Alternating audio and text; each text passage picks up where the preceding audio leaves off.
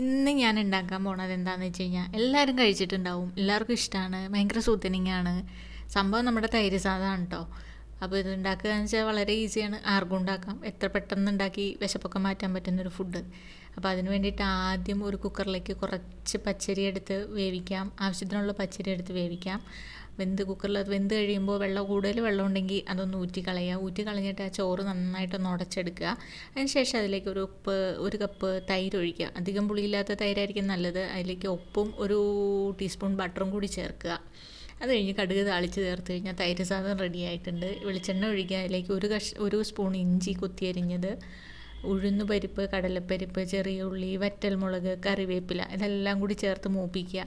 അത് മൂത്ത് വരുമ്പോഴേക്കും അതിനകത്തേക്ക് ഒരു പിഞ്ച് കായം കൂടി ചേർത്ത് കൊടുക്കുക. ഇത് ഈ ചോറിലേക്ക് ഇട്ട് ഇളക്കുക.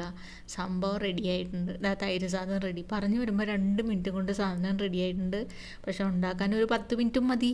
അപ്പോൾ അത്ര എളുപ്പമാണ്. അപ്പോൾ ഉണ്ടാക്കിയിട്ടില്ലാത്തവരൊന്നും ഉണ്ടാക്കി നോക്കിയോ, പെട്ടെന്ന് സംഭവം സൂപ്പർ ടേസ്റ്റിയാണ്. കൂടെ ഒരു പൊട്ടറ്റോ മെഴുക്ക് വരട്ടിയും കൂടി ഉണ്ടെങ്കിൽ അടിപൊളിയായി.